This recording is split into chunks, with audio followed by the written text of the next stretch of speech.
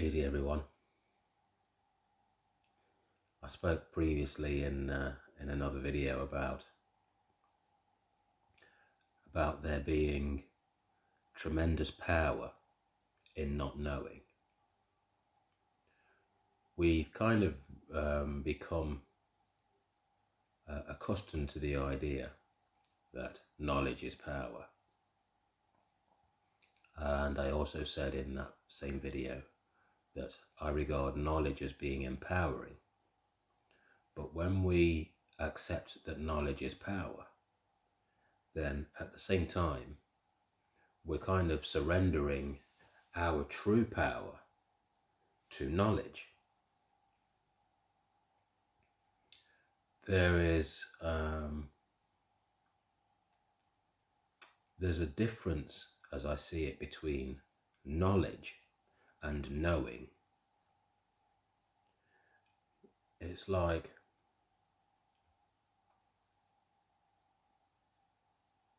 I can know something. I might know something that I've experienced, something that I've been through, and because I've experienced it, then I can speak about it knowledgeably. So I convert my knowing into knowledge. I share it as knowledge. And on the other hand, if you receive my knowledge, then to you, if you haven't had the same experience, you are basically receiving information. Now, when we say knowledge is power, generally what we're talking about here is if you take some of my knowledge, the knowledge that I've shared from my experience, you take this information, you take this knowledge from me, to you have just gathered more information. Now, it might be that you take this information and it fits within your logic and your understanding kind of thing. You found a way of understanding whatever it is that I've said to you, but you have not had the experience. So now what we have here is you have gathered information, but because we have this belief that knowledge is power, all of a sudden this information that you have gathered has become your knowledge. This is based on the belief. This has become your knowledge. So you've taken this information on board, and you understand basically what it is that I'm speaking about. And now you have accepted this as your knowledge. You can then go and speak to somebody else about it, and so on and so forth. This has become your knowledge. And on this basis, now you might regard yourself as gaining in power because you have learned something new. But the reality is, if you haven't had the experience, then basically what you are is a mind full of information without the experience, basically. So when I say knowledge is empowering, this means that I can have an experience and I can share it with you. I can share it with you as my knowledge. And with my knowledge, I can empower you. I can empower you to take steps to find this out for yourself, to go ahead and put whatever it is that I'm sharing with you to practice and to see for yourself. In this case, I have empowered you with knowledge to take action. And with you taking action, there is great potential that the knowledge that I have shared will also become your experience. So in this respect, knowledge is empowering. To me, if I've had the experience then this is something that I know. It's so in this respect, the knowledge isn't going to be power to me because I already knew it in order for me to share it as knowledge. So when we say knowledge is power, what we're actually doing to a large extent is we are kind of shutting down an avenue of potential. That potential being the potential for us to go and find out for ourselves. And I think there was a film that came to mind that I thought about the other day. Enter the Dragon.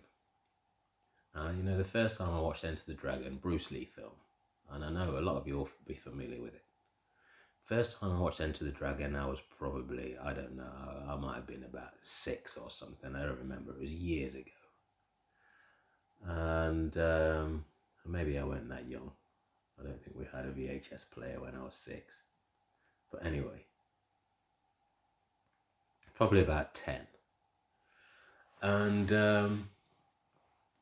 there's a scene in this film where I don't remember if I got this word for word, but there's a scene where Bruce Lee's got one of his students and he's trying to teach him to do a move, a martial arts move. And the student's getting it all wrong. And Bruce Lee then stops him and he says something along the lines of, it's like a finger pointing away to the moon. And the student's looking at the Bruce Lee's finger and he says, don't concentrate on the finger or you will miss all that heavenly glory. And this kind of summarizes what I'm trying to say. Because when you have a head full of knowledge or a head full of information, a mind full of information, with this information, you then begin to think that you know. And when you start to think that you know, you then kind of distance yourself from the experience. So the finger pointing to the moon, as Bruce Lee puts it, is like trying to, in this, what he's trying to actually say is, if we accept that the finger is a finger, then we miss what there truly is to be known. Basically, because we allow ourselves to be distracted by what we think we know. So there's great potential in not knowing. And we see this in children.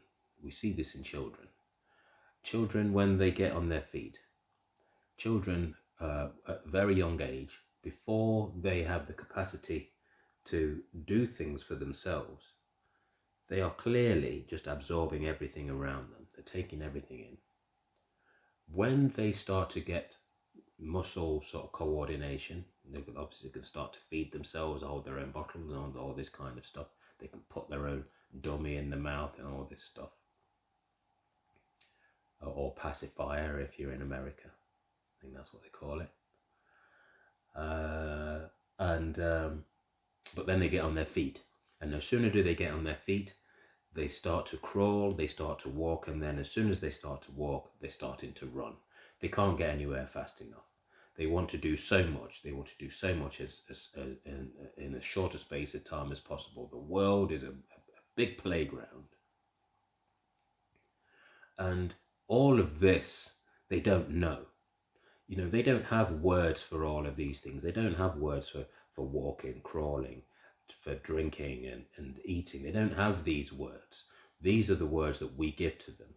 They don't have words for any of this. They don't have words for the idea of exploring and learning new things. They don't have words for any of this. And because they don't have words for any of this, it's not important to them, but it doesn't stop them from going out to find things out, to discover new things, to learn. Basically, it doesn't stop them. And and you see them also when they first start at school, that how easy they pick things up, and so many of us know already that it's so easy for a child at a very young age to learn things like musical instruments, to learn languages, one or two or three or several different languages, because they don't have the limitations that we pick up as adults. They don't have the doubts, they don't have the confusion, they don't have the information. All they have is the potential in their unknown capabilities. And this is what we distance ourselves the older we become, from the older we become. So in our greatest potential is in not knowing. It's only when we start to learn things and when we start to believe things, we develop a belief system, which invariably, when I say belief system, I'm not just talking about religious beliefs, scientific beliefs, and all of this kind of stuff. The fact that I can look at a tree and believe that it's a tree, this is a belief system. If I look at anything and believe that whatever label it has is what it is, then this indicates my belief system. This is an indicator of my belief system. I believe that things are what we say they are. And in reality, let's say if a tree really was a tree, then every language would call it a tree. Everybody in the whole world would know it as a tree. Everybody in the whole world would know a tree as a tree if it was a tree. But you go to France, you go to Germany, you go to Holland, you go to Brazil, you go anywhere else in the world, and they all have a different word for tree. If I point to a tree and I'm speaking to a French person and I say the tree over there, not only are they not going to understand what over there means, but they're not going to know what the hell a tree is. They'll look at me with confusion because to them, I've just made a weird sound. If they say tree to me, then to me they've just made a weird sound. And this is what language effectively is. If you don't speak a language, then whatever you hear in a foreign language is just a weird sound. It's just a weird sound until somebody gives you an interpretation.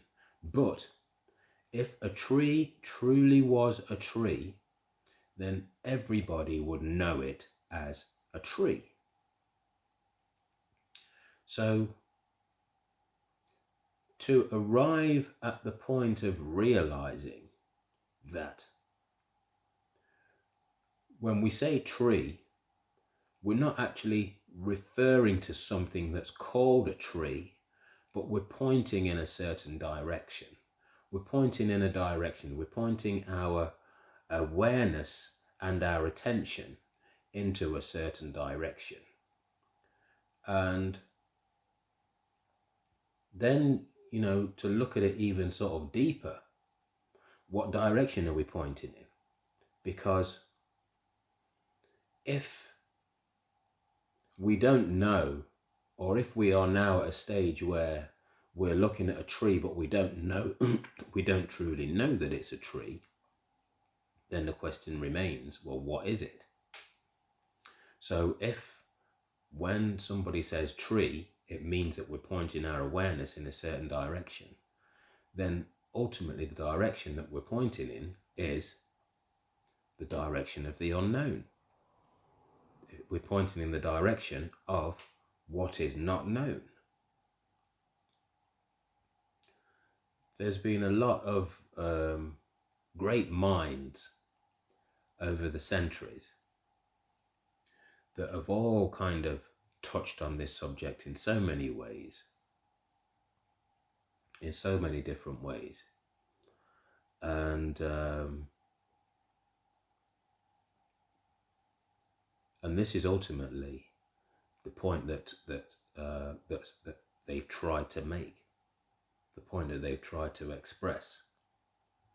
It's like Einstein once said, I believe it was Einstein, there's two ways to look at life, either as though everything is a miracle or as though nothing is a miracle. And I'm going to leave it at that. Thanks for watching. Peace.